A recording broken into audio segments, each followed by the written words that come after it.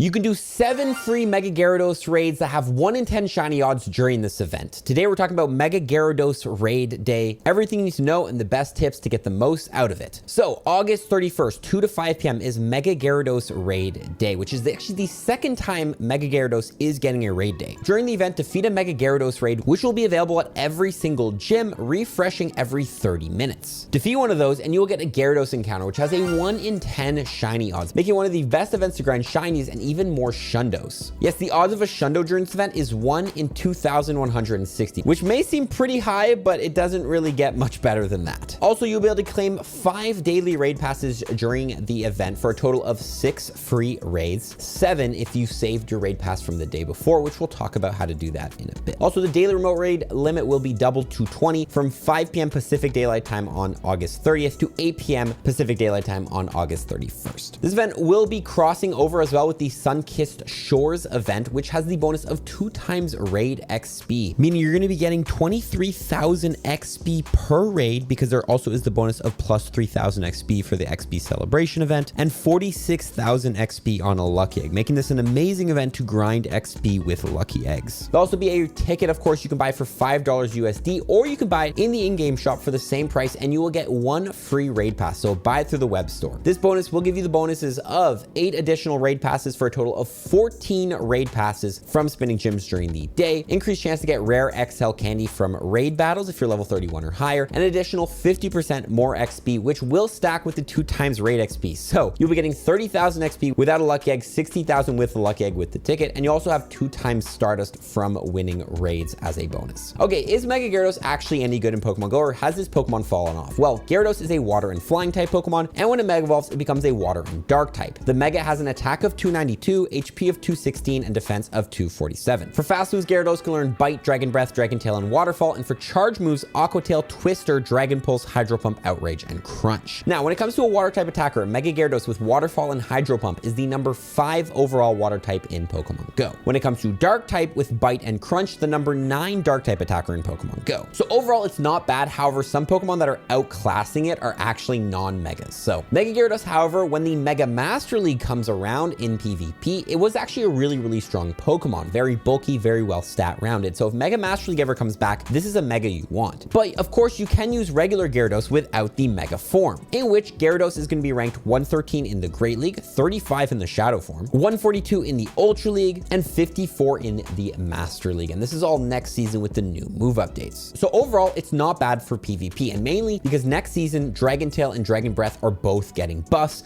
2 moves Gyarados can learn. However, is this Pokemon going to be a meta breaker? By no means. Overall, though, it is a useful Pokemon. So how do we take it down? Well, Mega Gyarados is weak to Fighting, Bug, Grass, Electric, and Fairy, with the top counters of Mega Lucario, Mega Sceptile, Mega Heracross, Lucario, Kartana, Shadow Raikou, Shadow Regigigas, Shadow Sceptile, Keldeo, Mega Gardevoir, Shadow Conkeldurr, Terrakion, Xurkitree, Mega Manectric, Regieleki, Mega Blaziken, Shadow Electivire, Mega Rayquaza, Shadow Zapdos, Zekrom, Mega Venusaur, Thundurus, Therian, Mega Pinsir, and Shaman in the Sky form. When you defeat it, you want to look for the 100% IV of 1937 non-weather boosted and weather boosted in rainy and windy weather 2422. Now, of course, to use Mega Gyarados as a Master League Pokemon or as a raid attacker, you need to power it up and you need candy. So I highly recommend during this event using Pinap Berries on any Gyaradoses you catch, or Silver Pinap Berries. Pinap Berries will double your catch candy, Silvers will 2.34 times your catch candy, getting you more candy for catching that Pokemon. If you're struggling to catch Gyarados on Pinap Berries, consider using the Ice Burn or Freeze Shock adventure effects from Black and White Kyurem. Ice Burn will give you a 1.5 times catch multiplier and Freeze Shock a 1.25, which is very useful when trying to catch Gyarados on a Pinap Berry. Also, remember to Mega Evolve either a water or a flying type Pokemon during the event. Remember, you're going to be catching Gyarados after it, and when you Mega Evolve a Pokemon, you'll get more candy, XP, and XL candy for catching Pokemon of the same type. So you want a water or flying type Mega. So Mega Blastoise, Mega Charizard Y, Mega Pidgeot, Mega Slowbro, Mega Pinsir, Mega Gyarados, Mega Swampert, Mega Salamence, Primal Kyogre, and Mega Rayquaza. This Pokemon is also a Stage 1 Pokemon with a Mega Active and a Pinap Berry. You're getting 12 candies per Gyarados you catch, so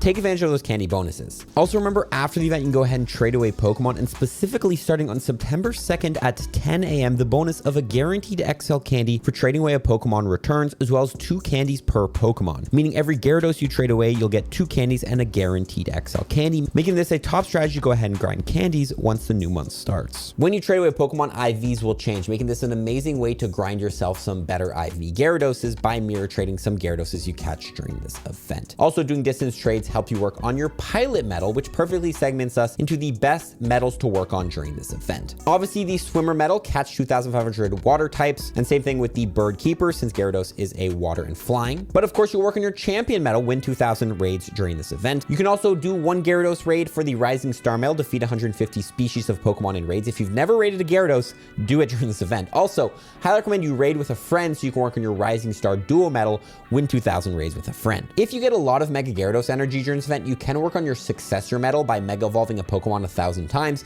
taking 2 Gyaradoses and Mega Evolving them back and forth. Of course, if you want to save your Mega Energy, go for it. But if you have way more than you'll ever need, then you can obviously use that to grind this medal. Finally, again, your pilot medal, earn 10 million kilometers across the distance of all Pokemon trades. Any of those distantly caught Gyaradoses, trade them away to get points on this medal. Now, before the event starts, go into your advanced settings, download all assets, and turn off native refresh rate. This will make your gameplay so much better. Also, the day before this event, specifically on Saturday, highly recommend you don't use your orange free raid pass. You can actually save it, bring it into the new day, and you can do 7 free Mega Gyarados raids. But you can actually technically do more if you attend a community ambassador meetup by going on Campfire, sorting by meetups, and looking for the meetups hosted by a community ambassador with the rewards tab. Go to one of these meetups, and when you check in, you'll get a free timed research that will get you a free item. This timed research will have the task: use 12 berries to help catch Pokemon for 10 Pineapple berries, win 2 raids for 5,000 XP, use 3 super effective charge attacks for 5,000 Stardust, and that will get you 1 free raid pass. So you can do technically 8 free raids during this event by attending community ambassador meetup and saving your pass from the day before. When you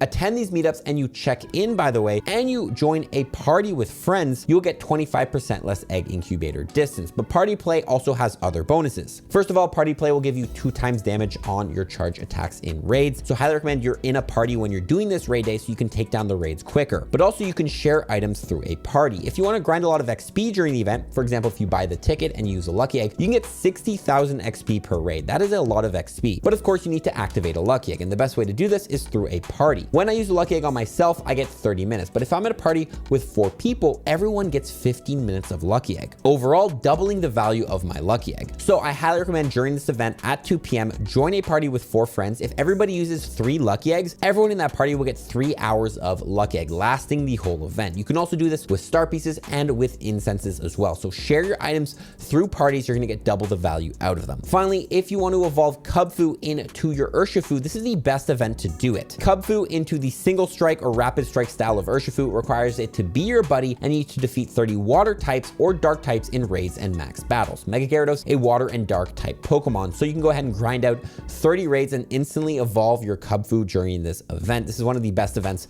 to evolve Kubfu, to be honest. Watch the other video on screen if you enjoyed this one. Good luck during this weekend and follow for more tips.